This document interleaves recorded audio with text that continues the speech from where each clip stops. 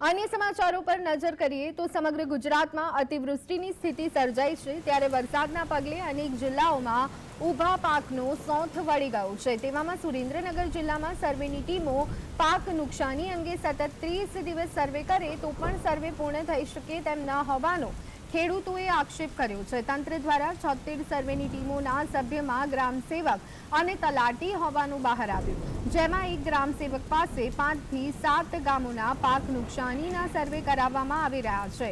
જ્યાં સુધી સર્વે પૂર્ણ ન થાય ત્યાં સુધી બળેલો પાક પણ ખેતરમાં ઊભો રાખવા ખેડૂતો મજબૂર બન્યા છે। તેમજ ખેડૂતોએ વધુમાં આક્ષેપ કરતા જણાવ્યું કે સરકાર પાસે પહોંચતા રિપોર્ટ માત્ર આંકડાની રમત છે, ત્યારે હવે ખેડૂતોએ સર્વે વગર જ પાક નુકસાન સહાય જાહેર કરવાની માંગ કરી છે।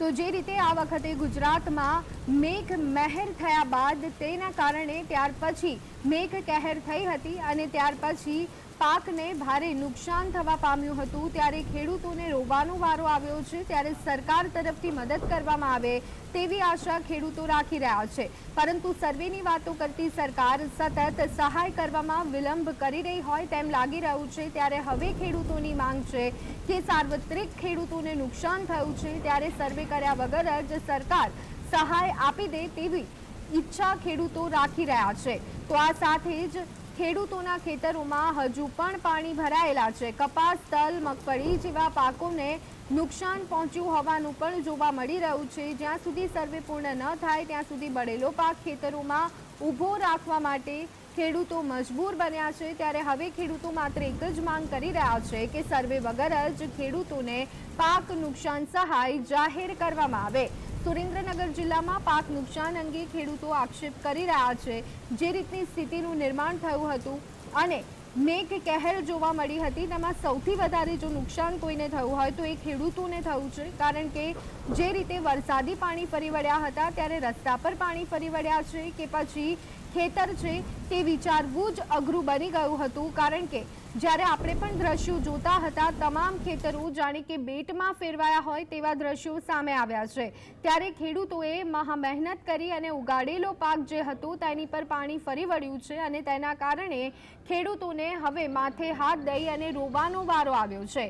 એક તરફ પ્રકૃતિ તરફથી માર વળી રહ્યો છે ત્યારે બીજી તરફ હવે સરકાર સહાય આપી અને પંપાડે તેવી આશા ખેડૂતો રાખી રહ્યા છે, પરંતુ સરકાર તરફથી સતત સર્વેનું રટણ કરવામાં આવી રહ્યું છે। સહાયની જાહેરાત ન કરવામાં આવતા હવે સર્વે વગર જ સહાય કરવામાં આવે તેવી માંગ ખેડૂતો કરી રહ્યા છે।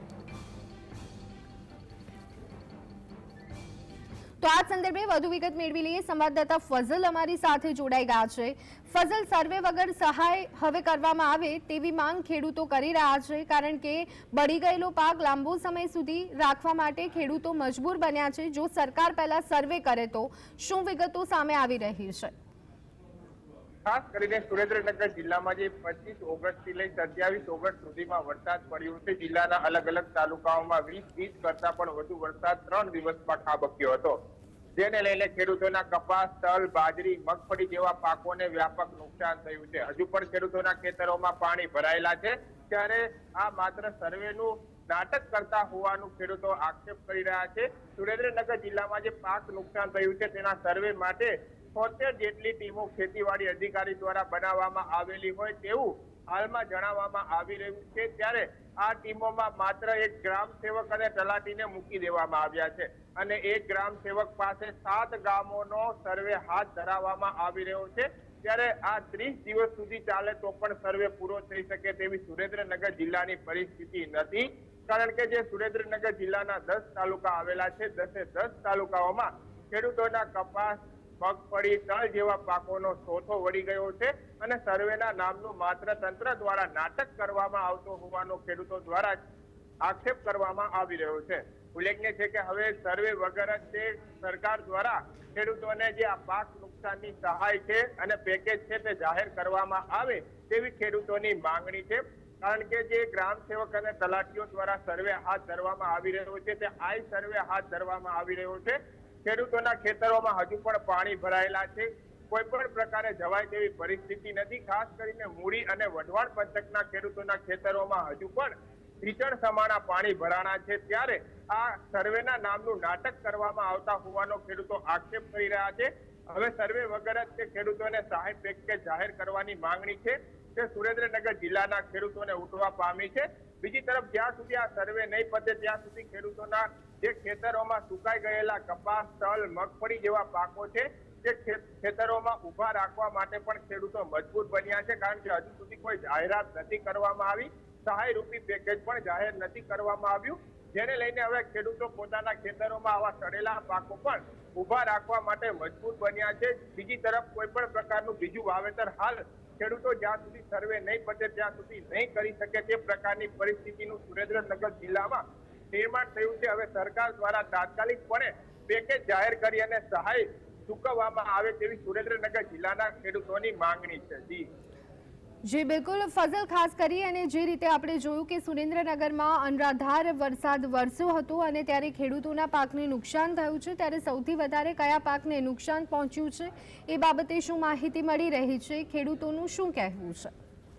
ખાસ કરીને સુરેન્દ્રનગર જિલ્લાના ખેડૂતો દ્વારા 5.85 લાખ હેક્ટર જમીન ઉપર વાવેતર કરવામાં આવ્યું હતું, જેમાં સૌથી વધુ 2,85,000 હેક્ટરમાં માત્ર કપાસનું વાવેતર કરવામાં આવ્યું હતું. સમગ્ર ગુજરાત રાજ્યમાં સૌથી વધુ કપાસનું ઉત્પાદન કરતો જિલ્લો સુરેન્દ્રનગર છે, એટલે ખેડૂતો દ્વારા કપાસનું સૌથી વધુ વાવેતર કરવામાં આવ્યું હતું. પરંતુ આ વરસાદના કારણે કપાસ અને મગફળી જેવા પાકોને વ્યાપક નુકસાન પહોંચ્યું છે, જેને લઈને ખેડૂતોને રાતા પાણીએ રોવાનો વારો આવ્યો છે. પહેલા મોંઘું દાટ બિયારણની ખરીદી કરી અને ત્યારબાદ વાવેતર કર્યું અને મજૂરી તેમજ જે કપાસમાં છાંટવાની દવાઓ હોય છે, ખાતરો હોય છે, તેની પણ મોંઘી દાટ ખરીદી કરી અને માવજત કરી. પરંતુ આ વરસાદ અને અતિવૃષ્ટિના કારણે આ પાક છે તે નિષ્ફળ નીવડ્યો. હવે સરકાર પણ આ ખેડૂતો સામે જોવા તૈયાર નથી.